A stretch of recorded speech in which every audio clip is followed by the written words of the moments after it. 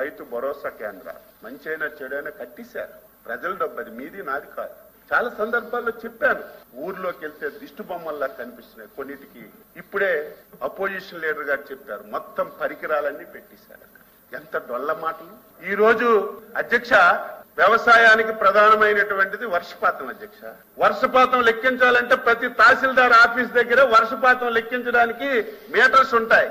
Radio metres ఏంటది, rain గేజ్లు ఉంటాయి. 5 సంవత్సరాల రెయిన్ గేజ్లు మెయింటైన్ చేయక అక్కడ వర్షపాతం నమోదు చేసినటువంటి సందర్భాలు కూడా లేవు. కనీసం దాన్ని మెయింటెనెన్స్ చేయాలి.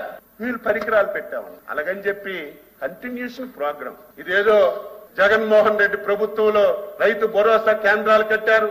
ఈ రోజు చంద్రబాబు నాయుడు గారు వచ్చారు. గతంలో జగన్మోహన్ రెడ్డి లాగా ఏదో చంద్రబాబు నాయుడు ప్రజావేదిక కడితే కూల్చేశాడు, అమరావతి కడితే 3 ముక్కలు చేశాడు, పోలవరం పూర్తి చేస్తే మొత్తం ముంచేసి గోదావరి నదిలో పెంచేశాడు.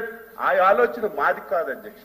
దాన్ని కంటిన్యూ చేస్తున్నాం. దానికి పేరు మార్చాం, రైతు భరోసా కేంద్రాలని పెట్టాం. దానికి రైతు సేవా కేంద్రాలుగా పేరు మార్చాం. అక్కడ కూడా ఈ సంవత్సరం అధ్యక్ష 240 కోట్ల రూపాయలతో విత్తనాలు ఇచ్చాం, ఎరువులు ఇచ్చాం. దీనికి అనుసంధానంగా మనకు ఒక వ్యవస్థ ఉంది, పిఎస్సిఎస్లు, మార్కెట్ కమిటీలు. అక్కడ కూడా అందుబాటులోకి తీసుకొచ్చాం. అక్కడ కావాలంటే అక్కడ, ఇక్కడ కావాలంటే ఇక్కడ తీసుకోమని చెప్పాం. మీలాగా ఇదేదో మన సొంత పథకం కాదు, ఒక ప్రభుత్వ కార్యక్రమం చేసి కంటిన్యూషన్ ప్రోగ్రామ్ అంటారు.